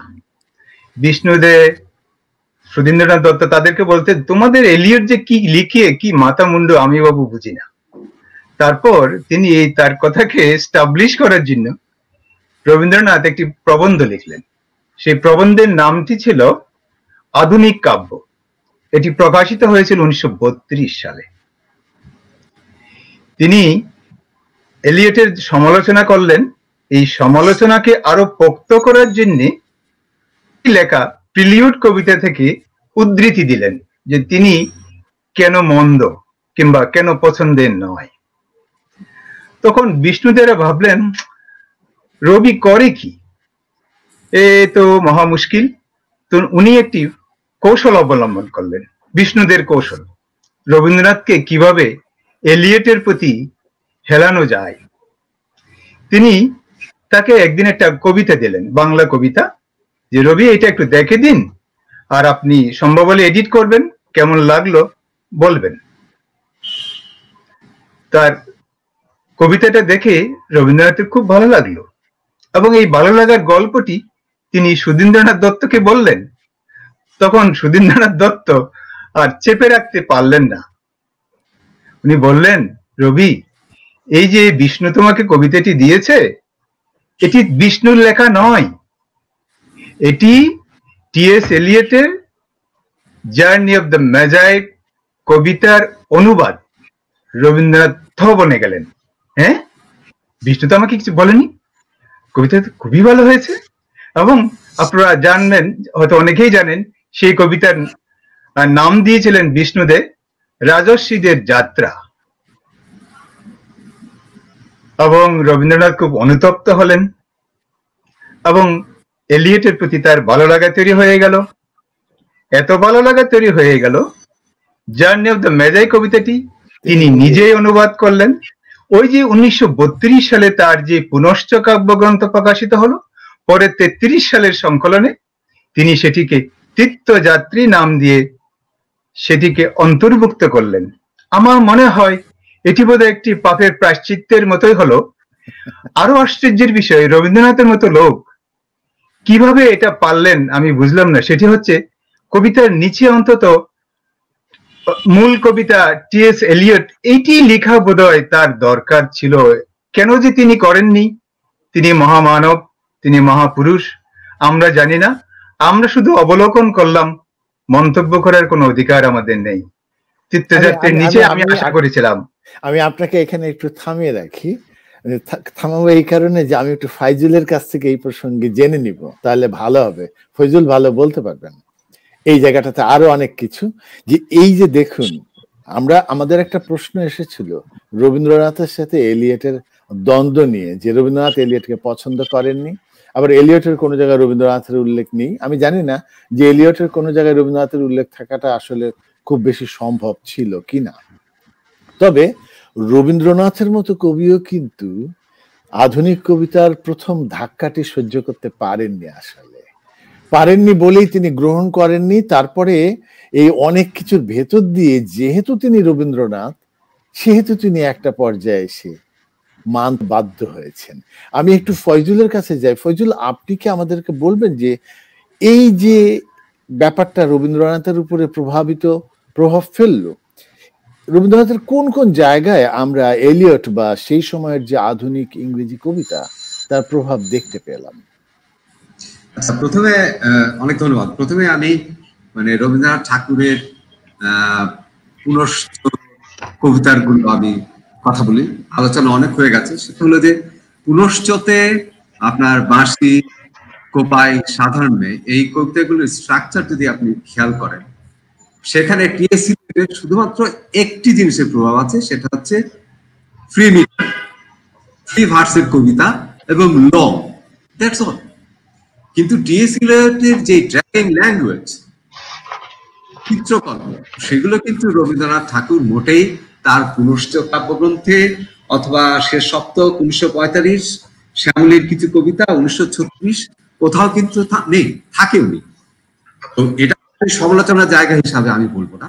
আমি বলবো যে এটা সেই সময়ের ভারতবর্ষের যে ফিউডাল যে সোসাইটি, সেই ফিউডাল সোসাইটিতে প্রুফ রকের মতো নায়ক তৈরি হওয়াটা ঐতিহাসিকভাবে অসম্ভব ছিল। এবং ওয়েস্টল্যান্ডের যে বাস্তবতা অর্থাৎ ধসে পড়ছে, সেটা ইউরোপে ছিল, ভারতবর্ষ তখনও ধসে পড়েনি। ভারতবর্ষের স্পিরিচুয়ালিটি এবং তার ট্র্যাডিশন তখনও অক্ষুণ্ণ। কাজে ওই জায়গাতে রবীন্দ্রনাথ ঠাকুর কোনোভাবেই প্রুফ রক বা ওয়েস্টল্যান্ডের বাস্তবতার কাছাকাছি যেতে পারতেন না। আজকে যদি রবীন্দ্রনাথ ঠাকুর টিএস ইলিয়টের প্রভাবে যদি কোনো কবিতা লিখতেন, অবশ্যই আমি মনে করি তিনি টিএস ইলিয়টের চাইতে আরো ড্র্যাগিং কবিতা এই সময়টা তিনি লিখতেন। এটা হচ্ছে প্রথম কথা। দ্বিতীয় কথা হচ্ছে যে সুজিত কুমার পাল যে আধুনিক কাব্য নিয়ে কথা বলেছেন, ওই জায়গাটাতে সুজিত কুসুম পাল, আমি খুব দুঃখিত, যে আধুনিক কাব্য 1932 পরিচয় যেটা প্রকাশিত হয়েছিল, সেখানের সাথে আমি একটু যোগ করবো। এটা কল্লোল যুগের কবিদের বিভিন্ন রকম প্রভোকেশনের পরে উনি বাধ্য হয়ে এটা লিখেন নিজেকে ডিফেন্ড করার জন্য। কারণ এর মধ্যে যে 1932 যে পুনশ্চ প্রকাশিত হয়, সেখানে আসলে টিএস ইলিয়টের ওই ফ্রি ভার্স এবং লং স্ট্রাকচার ছাড়া আর কোনো কিছু প্রভাব ছিল না। তো স্বাভাবিকভাবে কল্লোল যুগের কবিরা নিশ্চয়ই ওনাকে বলেছিলেন যে আসলে এটা কি হচ্ছে, আধুনিক কবিতা তো আপনার ভিতরে দেখা যাচ্ছে না। So he wanted to defend himself. Rabindranath Biharilal প্রভাবিত একজন রোমান্টিক কবি, এটা আমরা সবাই জানি। এবং তিনি এই প্রবন্ধের শুরুতেই উনি রোমান্টিকদের ডিফেন্ড করেছেন যে ইম্পার্সোনাল পোয়েটকে যে ইম্পার্সোনাল হতে হবে, যেটা টিএস ইলিয়ট বলছেন, এটা আসলে কতটুকু ঠিক? তাহলে তো একজন কবির কিছুই থাকে না। তাহলে কবি কি শুধুমাত্র যা দেখছেন সেই জিনিসটাকে ট্রান্সলেট করে কাব্যে নিয়ে আসবেন? এই পরিস্থিতিকে রবীন্দ্রনাথ ঠাকুর কোনোভাবে মানতে পারেননি। কাজেই তিনি তীর্যকভাবে টিএস ইলিয়টকে সেখানে আঘাত করেছেন যে কবিতার অ্যাস্থেটিক যেখানে নেই, লালিত্য কিছু নেই, সেটা কখনোই আধুনিক কবিতা হতে পারে না। এবং স্ট্রাকচার নিয়ে উনি সমালোচনা করেছেন।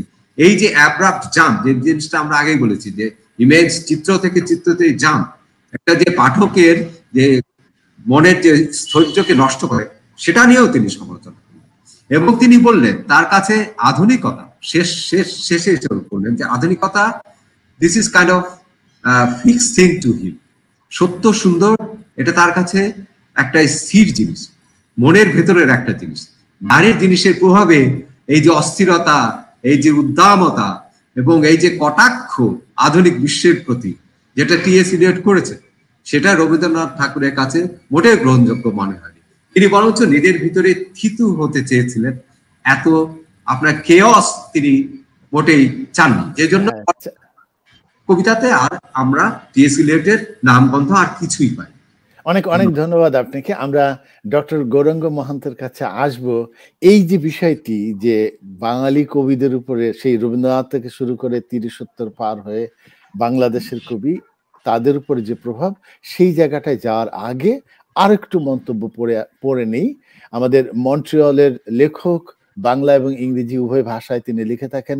বিদ্যুৎ ভৌমিক তিনি লিখেছেন, I extend my heartfelt thanks to the wise guests as well as the wise host in the highly thoughtful discussion of T.S. Eliot, an American-born popular British poet, essayist, publisher, playwright, and literary critic in 20th century, who was well known for his.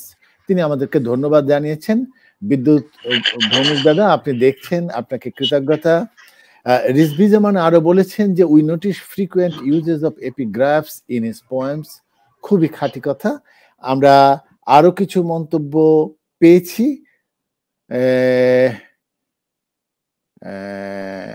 আমার মনে হয় যে পরে আবার পড়া যাবে। আমি একটু ডক্টর মহান্তর কাছে আসি। এই যে রবীন্দ্রনাথের উপরে প্রভাব, তা নিয়ে কি আপনি আর কিছু বলবেন? আমি একটু রবীন্দ্রনাথ নিয়ে বলি, কারণ একজন প্রশ্ন করেছেন যে রবীন্দ্রনাথের সাথে এলিয়টের সম্পর্কের যে ঘাটতি, এর কারণটা কি।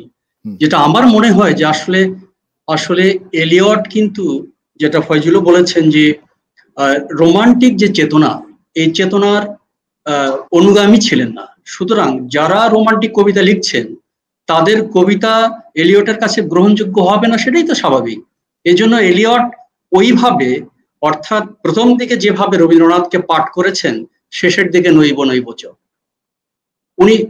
উনি আর পড়েননি। এবং যেহেতু একজন ভদ্রমানুষ এলিয়ট, সারা জীবনে তার নামও করেননি, কোনো চিঠিতেও রবীন্দ্রনাথের প্রসঙ্গ উত্থাপন করেননি। অসাধারণ একজন লোক। এটা তার ব্যক্তিগত জীবনের একটা অভ্যেস, কারণ উনি অনেক কিছু সাপ্রেস করতেন, প্রকাশ করতে চাইতেন না, এটা সবাই জানেন। তো এই হলো রবীন্দ্রনাথ এবং এলিয়টের সম্পর্ক।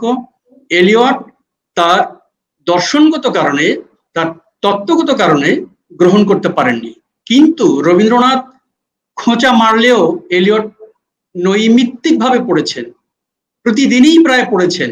কারণ এদিকে অমিয় চক্রবর্তী তার কাছে বই পাঠাতেন, বিষ্ণুতে তাকে উদ্বুদ্ধ করতেন, এমনি ভাবে তিনি পাঠের মধ্যেই ছিলেন। এবং এই আমরা যেটা শুনলাম আপনার রবীন্দ্রনাথের কথা, এখানে বলা হলো যে তার আধুনিক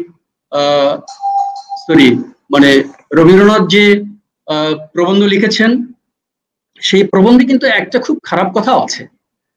খারাপ কথা হলো, আমি বলে রাখি, আধুনিক কবিদের তিনি অঘোরপন্থী বলেছেন।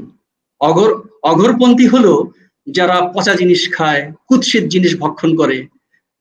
যারা আধুনিক বা রবীন্দ্রনাথের ভাষায় অতি আধুনিক, তারা সেই কুৎসিত দ্রব্য ভক্ষণ করে। এই হলো রবীন্দ্রনাথের ভাষ্য। তো রবীন্দ্রনাথের সাথে তাহলে এলিয়টের সম্পর্ক থাকবে কি করে? আচ্ছা, যাই হোক, আমি এখন বাংলাদেশের কবিদের নিয়ে কথা বলতে চাই। যে বাংলাদেশের কবিরাও কিন্তু প্রভাবিত হয়েছেন। সেই 1940s থেকে শুরু করে সাম্প্রতিক সময় অবধির দিকে যদি আমরা তাকাই, দেখবো যে এলিয়ট দ্বারা আমরা প্রভাবিত হচ্ছি। আবুল হোসেনের কথাই ধরুন। আবুল হোসেনের যে, আমি কি সময় পাচ্ছি? বলবো, একটুখানি বলি, 2 মিনিট বলি। আবুল হোসেনের নববসন্ত কাব্যের স্বাগত কবিতায় সে বালুঝড়ের প্রসঙ্গ রয়েছে, একটা বন্ধা জীবনের কথা আছে। শামসুর রহমান তিনি প্রভাবিত হয়েছেন। তার যদি একটা কবিতার কথা বলি, সেটা হলো আঘাটায়। আঘাটায় দেখবো যে তিনি সেই নরভুক গাছ দেখছেন শহরে। গাছ কি মানুষকে খায়? সেরকম গাছের আবির্ভাব ঘটেছে। মানে একেবারেই একটা হিংস্র অবস্থা প্রকৃতির মধ্যে তিনি অবলোকন করছেন। সৈয়দ শামসুল হকের মাত্র একটা কবিতার প্রসঙ্গ আমি বলি, সেটা হলো আসন্ন অরণ্য দেশ। সেখানে তিনি বলছেন, যখন লাল সূর্য অবসিত পশ্চিমের পটে, অন্তিমে শয়ান এক বেগনি ভ্রুকুটি। বেগনি বলছেন, মানে এই লাল সূর্যের মধ্যেও সেই অন্তিম শয়ানকে দেখছেন, মৃত্যুকে দেখছেন। মানে সেই কি বলা যায় যে এলিয়টের চেতনায় তিনি উদ্দীপ্ত হয়েছেন। আল মাহমুদের প্রসঙ্গে বলা যেতে পারে, একটা কবিতাই বলি, প্রবোধ নামে কবিতায় তিনি দেখছেন যে এই শহর তাকে গণিকার মতো ডাকছে। মানে শহর সম্পর্কে যে চেতনা আমরা পেয়েছি এলিয়টে, সেই চেতনাই যেন সম্প্রসারিত হয়েছে আমাদের কবিদের মধ্যে। ঠিক আরেকটা কাব্যের কথা বলি, সিলেক্টেড পোয়েমস, সেটা সুদীপ সেন সম্পাদন করেছেন হায়াত সাহেবের। সেখানেও কিন্তু আমরা দেখি যে তিনি এলিয়টকে দিয়ে প্রভাবিত হয়েছেন। আমি তার একটা ইংরেজি কবিতার 2 লাইন, ছোট লাইন পড়ে শোনাচ্ছি। Make me cry, burn this wilderness of bricks and stone with the fire of unknown bombs. এই ওয়াইল্ডারনেসকে তিনি ধ্বংস করে দিতে চাচ্ছেন, পুড়িয়ে দিতে চাচ্ছেন, কারণ তিনি বীতশ্রদ্ধ শহরের এই বিষয় নিয়ে। খন্দকার আশরাফ হোসেনও কিন্তু তার ৩ রমণীর কাসিদা কবিতার এলিয়েন কবিতায় এই নগরের খারাপ চিত্র তুলে ধরেছেন। এবং সম্প্রতি যারা কবিতা লিখছেন, একজনের কথা শুধু বলি, তিনি হলেন জাহিদ সোহাগ। তার একটি কাব্য অসুখের শিরোনাম, যেখানে এলিয়টের প্রসঙ্গ আসে, মানে এলিয়ট যেভাবে বিশুষ্কতার কথা বলেন, এলিয়ট যেভাবে বন্ধ্যাত্বের কথা বলেন, সেভাবেই সে তার কথাগুলো মানে তৈরি করেছে। একটা লাইন শুধু বলি, দেখুন যে কিভাবে মিলে যায়, অর্থাৎ হোয়াট দ্য থান্ডার সেডের সঙ্গে মিলে যায়। কোন জল এখানে পিপাসা মেটাতে এলে দীর্ঘতর সড়কের মতো পাথর হতে হয়। মানে এই সড়ক পাথর হয়ে যায়, মানে যেমন এলিয়ট যেমন বলছেন, here is no water but only rock, rock and no water and the sandy road. ঠিক একই কথা আমরা এখানে দেখি। তো এভাবে আসলে আমাদের বাংলাদেশের কবিদের উপরেও তার প্রভাব বিস্তর রয়েছে, এখনো রয়েছে। আমরা বলতে পারি যে এই প্রুফওয়ার্কের প্রকাশ এবং তার মোটামুটি 1 দশকের ভেতরে সেটি বাঙালি পাঠকদের কাছে এসে গিয়েছিল। একটা কথা আমি বলে রাখি, আপনি একটা প্রশ্ন আমাকে করেছিলেন যে পরিচয়ের প্রথম সংখ্যাটি কখন বেরোয়। আমার মনে হয়েছে এটা 1931 খ্রিস্টাব্দে। আচ্ছা, এই উত্তরটা আমার দেয়া জরুরি বলে মনে করছিল। অনেক ধন্যবাদ। এই আমরা এই যে সেই ধরুন 1920, 22, 25-এর দশকে আমাদের যারা 30-70 কবি, তারা প্রভাবিত হয়েছেন, পড়ছেন এবং তখন পড়ছেন এবং প্রভাবটা আমরা পরে দেখতে পাচ্ছি। এই প্রভাবটা কিন্তু 100 বছর ধরেই কিন্তু বিভিন্ন ভাবে আমরা লক্ষ্য করছি। আমি একটু সুজিত কুসুম পালের কাছে অন্য একটি প্রশ্ন করে ফেলি। সেটা হচ্ছে, এতক্ষণ আমরা শুনছিলাম যে বাঙালি কবি সাহিত্যিকদের সাথে উপরে এলিয়টের ভাব, প্রভাব ইত্যাদি নিয়ে। আপনি তো ক্যানাডীয় সাহিত্য নিয়ে কাজ করেন, আমরা জানি। ক্যানাডীয় সাহিত্যিকদের কাছে এলিয়ট মানে কিভাবে মূর্তমান, তার গুরুত্ব কতখানি, তিনি কতটা আলোচিত? ধন্যবাদ। আসলে ব্রিটিশ শাসন আমলে এদেশে কানাডীয় সাহিত্য বলতে কিছুই ছিল না। যেটি হয় সব দেশে উপনিবেশ, তারা ক্লাসে পড়িয়েছে শুধু রাজা বাদশাদের ইতিহাস, আর কিচ্ছু না। যাই হোক, এদেশের সাহিত্য আন্দোলনের ইতিহাস যদি আমরা পড়ি, দেখি এখানে একটি মন্ট্রিয়াল গ্রুপ ছিল। আপনিও কাজ করেছেন, জানেন যে গ্রুপে স্কট ছিলেন, স্মিথ ছিলেন, কেনেডি ছিলেন। তো তুলনামূলকভাবে তাদের বয়স একটু কম ছিল। বয়সে প্রবীণ যারা, তারা কিন্তু আধুনিকতাকে গ্রহণ করতে চাইতেন না। একজনের কথা বলি, ইজে প্র্যাট, যিনি টরন্টো ইউনিভার্সিটির ইংরেজি বিভাগের উনি, যার নামে একটি চেয়ার আছে, উনি প্রফেসর এমেরিটাস হিসেবে ছিলেন। তিনি 1920-এর দশকে কিছু কবিতা পাঠিয়েছিলেন পোয়েট্রি ম্যাগাজিনে।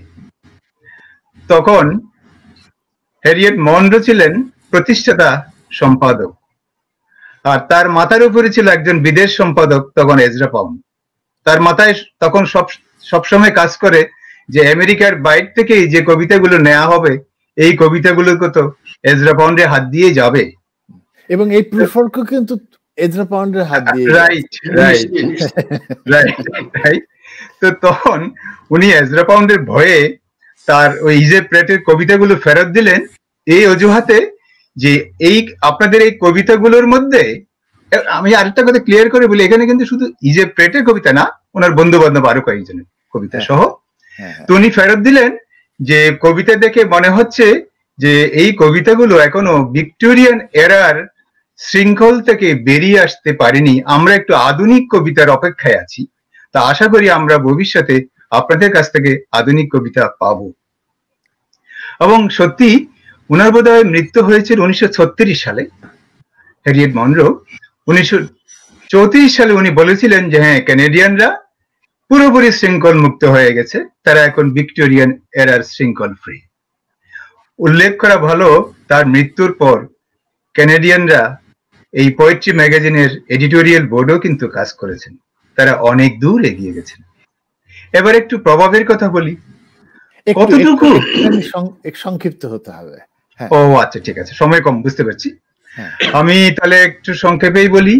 নর্থরপ ফ্রাই, যিনি বিংশ শতাব্দীর কাউকে নিয়ে কাজ করেননি, যিনি কাজ করেছেন একেবারে পেছনের দান্তে, সসার, মিল্টন, এসব শেক্সপিয়ারদের নিয়ে, তিনি একমাত্র বিংশ শতাব্দীর এলিয়টকে নিয়ে একটি বই লিখেছেন।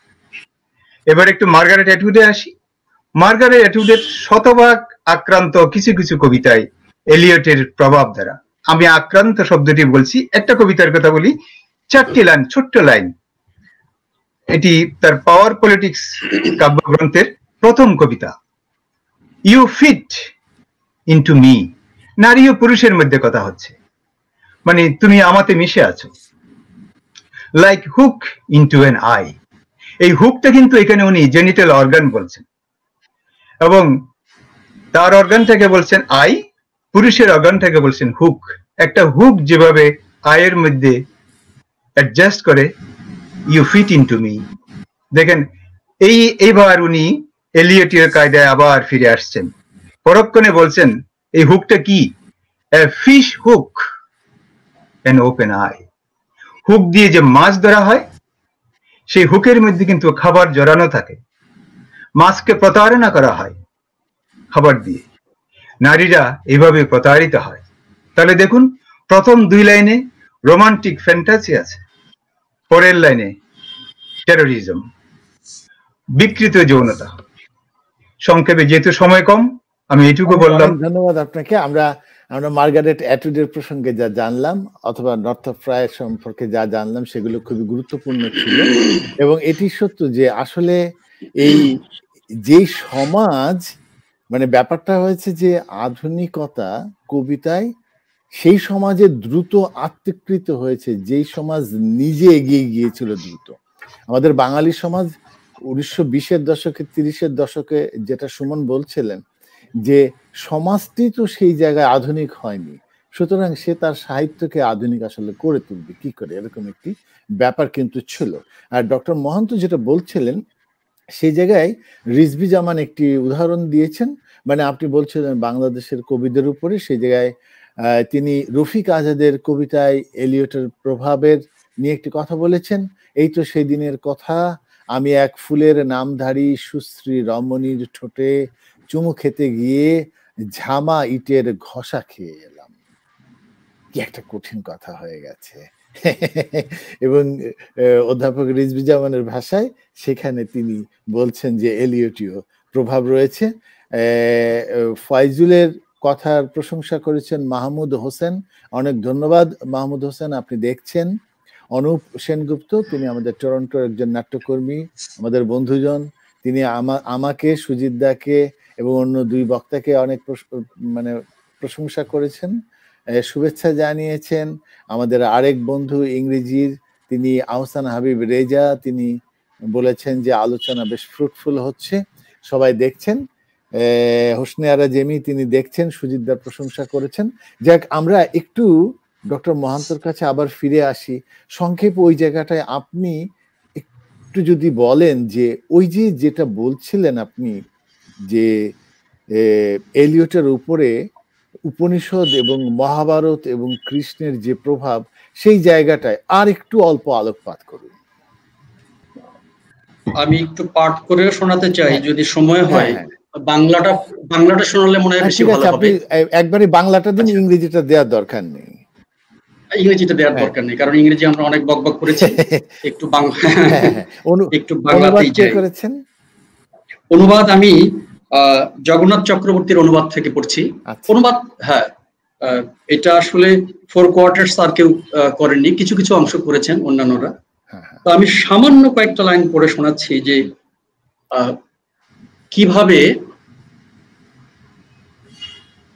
কিভাবে প্রাচ্য এবং পাশ্চাত্যের মেলবন্ধনটা হলো। এটি খুব জরুরি একটা বিষয়। এবং এলিয়ট চেয়েও ছিলেন যে বুদ্ধের যে মতবাদ, তারপরে কৃষ্ণের যে মতবাদ এবং খ্রিস্টীয় যে বিশ্বাস, এগুলোর সম্মিলনের মধ্য দিয়ে একটা ক্রমোন্নয়নের দিকে তিনি ধাবিত হচ্ছিলেন এবং তিনি বিশ্বাস করতেন যে এভাবেই উৎকর্ষের দিকে যাওয়া যেতে পারে। সে যাই হোক, আপনি জানতে চেয়েছেন যে ফোর কোয়ার্টার্স থেকে কিভাবে কৃষ্ণের কথাগুলো এলো এবং কিভাবে সকাম সাধনাকে তিনি মেনে নিলেন, সে প্রসঙ্গে এই কয়েকটি লাইন আমি পড়ে শোনাচ্ছি। কাল প্রত্যাহৃত হলে ভবিষ্যৎ এবং অতীত উভয়কে সমভাবে ভাবো। কর্মেরও মুহূর্ত নয়, অকর্মেরও নয়, সেইক্ষণে পেতে পারো বাণী, যেভাবে ভাবিত হয়ে অন্তকালে মানুষের মন হয় সমাহিত, সেটি বিশেষ কর্ম। এবং প্রত্যেক ক্ষণ মৃত্যুকাল। যে কর্ম ফলাবে ফল অন্যের জীবনে, কর্মের ফলের কথা মনেও এনো না, অগ্রসর হও। সমুদ্র নাবিক বৃন্দ, অভিযাত্রী দল, তোমরা বন্দরে যারা এসেছিলে এবং তোমরা সমুদ্রের শান্তি ও শাসন ভোগ করবে শরীর যাদের, অথবা অন্য যা কিছু, তোমাদের পরিণামেই। এটি কৃষ্ণের কথা, অর্জুনের প্রতি তার উপদেশ যুদ্ধক্ষেত্রে। শুধু ভালো থাকা নয়, অগ্রসর হও যাত্রী দল। মানে কৃষ্ণের প্রসঙ্গটা তিনি নিয়ে এসছেন সেই সমুদ্র যাত্রীর মধ্য দিয়ে, যাদেরকে বলছেন যে যুদ্ধের মধ্য দিয়ে আমাদেরকে এগিয়ে যেতে হবে, আমাদের সামনে যেতে হবে। We have miles to go before we sleep, যেমন ফ্রস্ট বলেন তার কবিতায়, যেমন উপনিষদ বলছে এগিয়ে যেতেই হবে, যেতেই হবে, চড়েই বেতি চড়েই বেতি। ঠিক তেমনি করে এলিয়ট আমাদেরকে পরামর্শ দিচ্ছেন, থেমে থাকার নাম জীবন নয়। জীবন হলো সম্মিলন, জীবন হলো এগিয়ে যাওয়া। আমি মনে হয় এখানেই থেমে যাই। অনেক অনেক ধন্যবাদ আপনাকে। আমরা অনুষ্ঠানের একদম শেষ পর্যায়ে চলে এসেছি। আমি 1 মিনিটের একটি উত্তর ফয়জুল ইসলাম সুমনের কাছ থেকে নিয়ে অনুষ্ঠান শেষ করব। আপনি আমাদেরকে বলবেন আজকের সময়ের যারা কাব্যচর্চা করছেন বাংলা ভাষায়, তাদের কাছে এলিয়ট কতখানি গুরুত্বপূর্ণ এখনো? অনেক ধন্যবাদ। মানে 100 বছর পার হয়ে গেছে, এতগুলো বছর পার হয়ে গেছে, এখনো আপনি দেখবেন যে মানে আমি মনে করতে পারি আমাদের 80-র দশকের ছাত্র জীবনে আমরা হাতে যদি 2-1টা বই রাখতাম, সেটা ওয়েস্টল্যান্ড, ট্রু ফ্রক, এইসব বইগুলি কিন্তু। এবং তারপরে জেনারেশনকে আমি দেখেছি যে যারা এখন বাংলাদেশের পুরোধা কবি তরুণ, তারাও কিন্তু এখন পর্যন্ত সেই ওয়েস্টল্যান্ডের বিউটি নিয়ে আলাপ আলোচনা করে কিছুদিন আগে। তো এখনো এটা প্রাসঙ্গিক। এবং আরো আমি আপনাকে একটু আরেকটা জায়গায় নিয়ে যাই যে আধুনিক বাংলা যে গদ্য, যে কথা শিল্প, সেখানে এলিয়টের এই আধুনিক আপনার নায়কের ভূমিকা আমরা দেখতে পাই এবং ওয়েস্টল্যান্ডের মতো যে ড্র্যাগিং রিয়ালিটি, সেটার আমরা প্রতিচ্ছবি দেখতে পাই। অর্থাৎ এলিয়টের এখনকার যে প্রভাব শুধুমাত্র বাংলা কবিতাতেও নয়, বাংলা এটা ভেরি মাচ পসিবল এবং সেটা আছে, আমরা এটা দেখতে পাচ্ছি। আমি আপাতত এটুকুই বলবো, আপনি চাইলে অনেক অনেক অনেক অনেক ধন্যবাদ। আপনি অনেক সুন্দর করে বলেছেন। আমাদের অনুষ্ঠান শেষের দিকে আমরা চলে এসেছি, আমরা অনুষ্ঠান শেষ করব। শুধু দর্শক, এতক্ষণ আমরা টি.এস. এলিয়টের মতো একজন বরেণ্য কবি, অগ্রণী কবিকে নিয়ে কথা বললাম। যে 3 অতিথি আমাদের সাথে ছিলেন তাদের প্রতি কৃতজ্ঞতা আমরা শুরুতে বলেছিলাম, এখন আবার বলে রাখি, আমাদের সাথে একজন তরুণ লেখক, কবি এবং টেলিভিশনের কর্মী, সাংবাদিক কর্মী জাহানারা পারভিন, তার থাকার কথা ছিল। তিনি এই প্রযুক্তিগত অসুবিধার কারণে যুক্ত হতে পারেননি। তিনি আমাকে জানিয়েছেন যে তিনি ঢুকতে পারছেন না, অসুবিধা হয়েছে।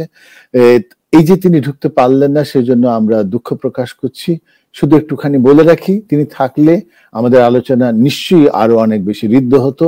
এবং তিনি আমাদের 4 জনের ভেতরে একজন লেখক ছিলেন যিনি টি.এস. এলিয়ট নিয়ে একটি গ্রন্থ লিখেছেন। তার গ্রন্থটি এই এবং এলিয়ট।